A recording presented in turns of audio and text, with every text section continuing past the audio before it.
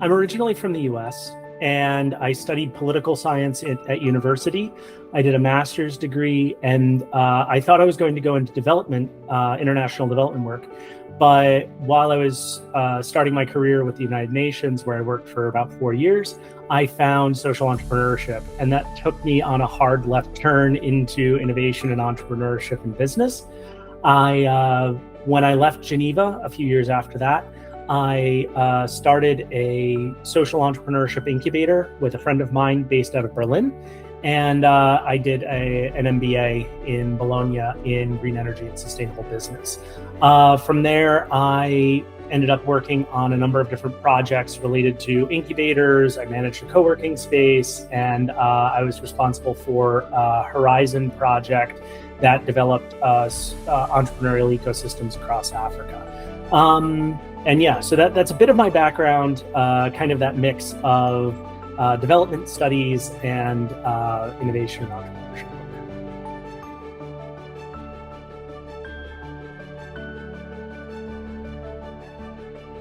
Community management and today's innovation and startup ecosystems are inherently interlinked. The way that entrepreneurs work today is inherently tied to community management. They can't be separated.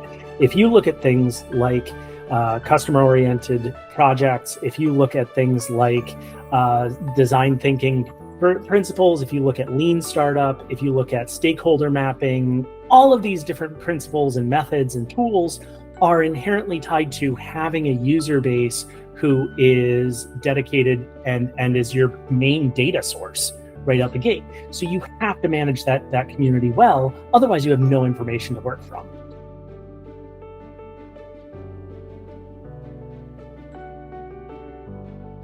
I think the biggest thing is start with something you know.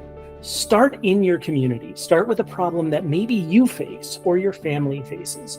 Don't try to solve a problem that's a million miles away on the other side of the world. And don't try to boil the sea. There's a beautiful thought about the starfishes. And I love this story of the person who is walking along the beach and they keep picking up starfish and throwing them into the ocean. There's a million starfish on this beach. And someone says to them, but you're never going to save all the starfish. And this person picks one up, throws it into the ocean and says, I saved that one. And that's part of the philosophy that you want to come at this with. Don't think you've got to save the whole world. It can be enough to make an impact in your community. Now, that doesn't mean you shouldn't have ambition, right? Have an idea that can scale, that can have that broader impact, but don't obsess over it so that has to be the thing that you do. Also, there's a couple of other notes. I would say, don't be afraid of competition, right? Other people that are trying to solve the same problem are not your competitors. They're your allies. Work with them, not against them. And build what they call a crazy quilt of resources and partners in your community. And also don't take care of yourself, right? Don't be afraid to make enough money to live. Don't be afraid to pay yourself a salary. I know that it's very challenging to have that philosophy when you are working on a social problem, but absolutely, like, you matter. And if you're not taking care of yourself, you're creating more problems than you're solving. So absolutely, like, don't be afraid to create something that's profitable and long-term sustainable, even if it does have a social mission.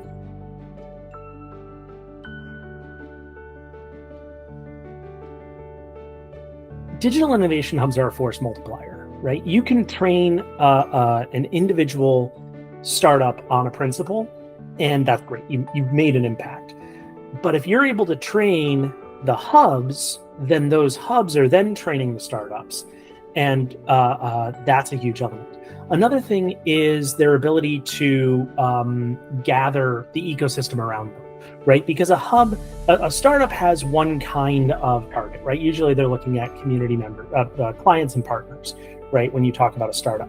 When you talk about a hub, they have potential clients for their startups, potential partners for their startups. They have the startups themselves. They have the fundraising sources. They usually have the public sector and the academia as part of the community that they're working with. So a hub that's organizing a community in an effective way is able to pull together those resources and channel them into startups, projects, initiatives, whatever it ends up looking like, that make a real impact in their community. And they're really transformative in that way.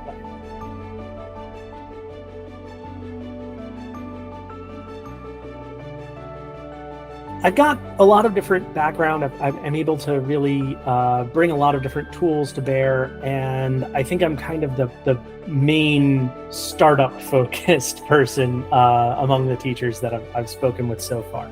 So that's one piece, right? That private sector innovation mentality. Another thing, and this is more what I'm hoping to get from Hubbers than what I'm bringing to the table. I love seeing cool people do cool things, right?